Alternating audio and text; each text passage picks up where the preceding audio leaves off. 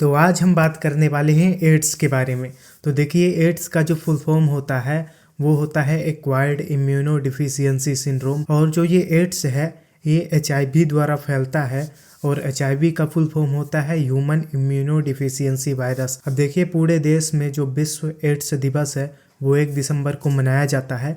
और एड्स एक जो है तो बहुत ही भयावह बीमारी है और एड्स हो जाने के पश्चात उस रोगी की मृत्यु जो है तो निश्चित ही है। तो अब आगे भी एड्स से रिलेटेड सारी ही जानकारियों को कवर करेंगे। तो अगर आप कक्षा 10वीं 12वीं के छात्र हैं या फिर नीट वगैरह की प्रिपरेशन कर रहे हैं तो ये वीडियो आपके लिए काफ़ी ज़्यादा हेल्पफुल रहने वाली है। अब देखिए, जो एड्स है, एड्स HIV वायरस के फैलने के कारण होता है। HIV वायरस एक प्रकार का रेट्रोवायरस होता है जो संक्रमित व्यक्ति के रक्त, लसिका, मस्तिष्क, बोन मैरो, लार, वीर्य में पाया जाता है। और HIV मनुष्य में अर्बुद रोग भी उत्पन्न करने में सहायक होता है।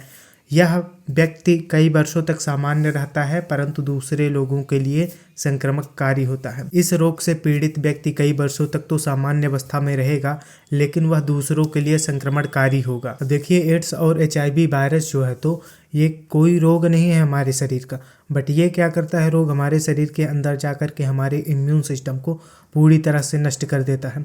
अब देखिए, जैसे ही एड्स का जो HIV वायरस है वो हमारे शरीर में जाता है तो सबसे पहले वो WBC में जो T लिम्फोसाइट्स कोशिकाएं रहती हैं वहाँ पर जा कर के जो है तो T लिम्फोसाइट के साथ कनेक्ट हो जाता है और ये अपने RNA को DNA में कन्वर्ट कर देता है और हमारे शरीर को नई वायरस इन्फेक्टेड सेल्स बनाने के लिए प्रेरित करता है।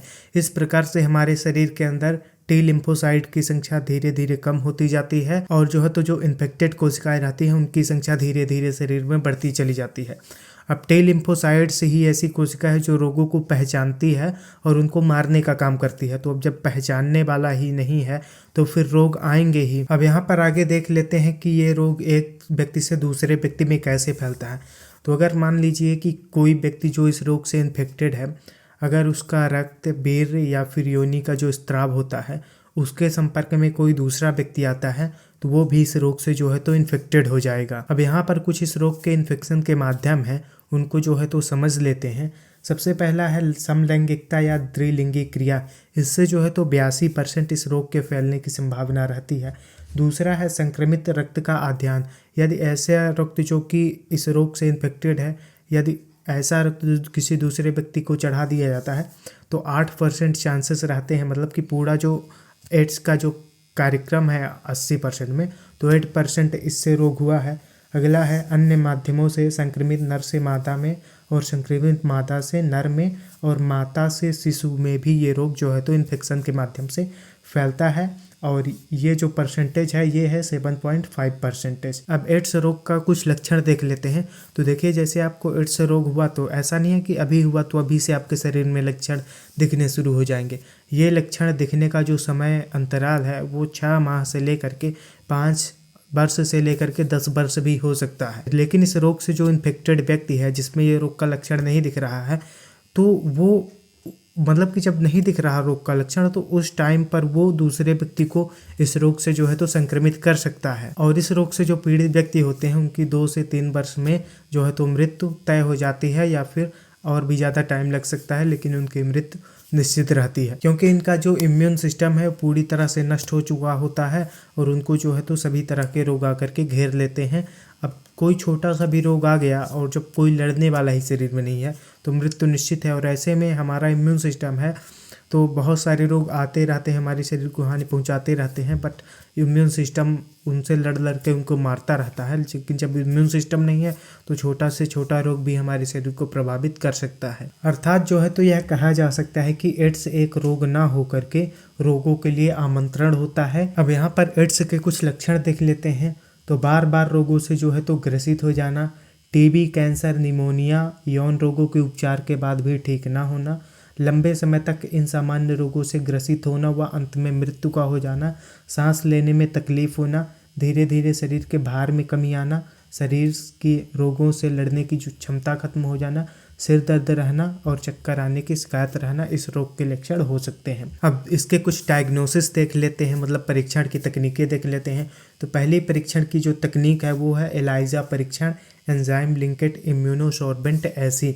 अब इसमें क्या किया जाता है किसमें एड्स के लिए बनाई गई विशिष्ट किट का उपयोग किया जाता है जिससे एचआईवी का प्रतिजन पहचाना जाता है। उपचार नहीं है, कोई उपचार नहीं है दुनिया में, बस पहचाना जाएगा, डायग्नोसिस किया जाएगा कि एड्स है कि नहीं है। दूसरा है वेस्टर्न ब्लड परीक्षण। यह कम मात्रा में उपस्थित प्रतिजन व प्रतिरक्षियों को जांचने वाली उच्च तकनीक है जिसका परिणाम सटीक होता है। यह एलाइजा की तुलना में सस्ती होती। तीसरा है लार परीक्षण, सलाइवा टेस्ट। इसमें यह माना जाता है कि एड्स लार द्वारा संक्रमित होता है, इसलिए इसमें लार का परीक्षण किया जाता है। अब एड्स से जुड़े हुए कुछ महत्वपूर्ण तथ्य देख लेते हैं। तो एड्स को सर्वप्रथम जो है तो 1981 में खोजा गया और जो है तो 1982 में जो है तो एचआईवी की जांच हुई। जैसे किसी को एड्स हुआ तो भाई एड्स क्यों हुआ, भाई एचआईवी के कारण हुआ। तो पहले एड्स को 1981 में पकड़ा गया, उसके बाद भाई जब उसका कारण को 1982 में, ये बात तो बिल्कुल फैक्चुअल सही है। पिछले 25 वर्षों में पूरे विश्व में यह रोग जो है तो फैल गया है, ये बात भी सही है। अभी तक सुरक्षा व बचाव ही इसका सबसे अच्छा इलाज है। मनुष्य में मारक रोग में एड्स का प्रथम स्थान है। अकेले 2005 में 50 लोग जो है तो 50 लाख लोग जो है तो एड्स की चपेट में आए थे। एड्स व एचआईवी के प्रति व्यापक प्रचार प्रसार व उपचार के बाद भी 2005 में लगभग 31 लाख लोगों की इससे जो है तो मृत्यु हो गई। इतना प्रचार प्रसार हुआ फिर भी 2005 में जो है तो 50 लाख में से 31 लाख लोग जो है तो मर गए। भारत में 1986 में जो है तो पहला एचआईवी संक्रमित व्यक्ति मिला। ठीक है, 1986 में पहला एचआईवी संक्रमित व्यक्ति मिला। 2005 में इनकी संख्या बढ़ करके 51,34,000 हो गई और 2010 में 2.5 करोड़ हो जाने की जो है तो संभावना है। अब अगला देख लेते हैं। इस रोग से अब तक जो है तो 2.5 करोड़ से ज़्यादा लोगों की मृत्यु हो चुकी है। सफल उपचार नहीं होने के कारण एड्स को मृत्यु का वारंट के नाम से भी जाना जाता है। एड्स से लोगों को बचाने के लिए तथा लोगों को जागरूक बनाने के लिए 1 दिसंबर को प्रतिवर्ष संपूर्ण विश्व में जो है तो एड्स दिवस को मनाया जाता है। अब यहाँ पर एड्स के बचाव के कुछ उपाय देख लेते हैं कि भैया एड्स का कोई इलाज नहीं है, एड्स से सिर्फ बचाव ही किया जाता है जागरूक होकर के। तो निर्जमीकृत सुई का उपयोग करना, मतलब कि नई सुई का उपयोग करना और सुई के एक बार प्रयोग करने के बाद उसको तोड़ देना इंजेक्शन का। रक्त संग्रहण करते समय उसकी पूर्ण जांच करनी चाहिए जिससे एचआईवी ऋणात्मक हो। मतलब कि जब रक्त चढ़ाया जाता है तो उसकी जो है तो संपूर्ण जांच करें और उसमें जो है तो रिजल्ट जो है तो एचआईवी निगेटिव आना चाहिए। यौन संबंधों को बनाते समय सुरक्षा कंडोम अपनानी चाहिए। वेश्यावृत्ति पर जो है तो पूरी तरह से रोक लगा देनी चाहिए क्योंकि इस वृत्ति के कारण बहुत सारे लोगों में एड्स फैलता है। किसी एक महिला को हुआ एड्स तो उसके संपर्क में जितने भी लोग आएंगे उनको एड्स हो जाएगा, फिर वो लोग जितने लोगों के संपर्क में आएंगे उनको एड्स हो जाएगा। इस प्रकार से एड्स फैलता ही जाएगा। तो वेश्यावृत्ति पर पूरी तरह से रोक लगा देनी चाहिए। सुई से नशीले पदार्थों का सेवन नहीं करना चाहिए। अब कुछ लोग ड्रग्स चढ़ाते हैं, अब ड्रग्स चढ़ाते हैं तो उनको इतनी नॉलेज तो है नहीं कि भैया इससे एड्स भी फैल सकता है। अब ये जो ड्रग्स चढ़ाते हैं ये लोग ग्रुप में होते हैं। अब ग्रुप में है तो एक ही सुई से जो है तो ये भी ड्रग्स चढ़ा रहा है, वो भी चढ़ा रहा है, वो भी चढ़ा रहा है, वही चढ़ा रहा है। तो अगर यहाँ पर किसी एक व्यक्ति को भी यहाँ पर एड्स हुआ तो बाकी लोगों में भी जो है तो एड्स फैल जाएगा। और अगला और जो सबसे महत्वपूर्ण है, जनता को एड्स के बारे में जागरूक करना चाहिए। अब देखिए एड्स कैसे जो है तो नहीं फैल सकता है, तो एक दूसरे को स्पर्श करने से, एक दूसरे का चुंबन लेने से, एक दूसरे के गले मिलने से, एक दूसरे के बर्तन काम में लेने से, रक्तदान करने से, दूसरों की चीज़ें काम में लेने से, टॉयलेट का उपयोग करने से जो है तो एड्स नहीं फैलता है। तो ये थी संपूर्ण जानकारी एड्स से रिलेटेड। आई होप कि आपको समझ में आई होगी। और अगर आपको कोई और टॉपिक पर वीडियो चाहिए तो आप मुझको नीचे कमेंट सेक्शन में बता सकते हैं।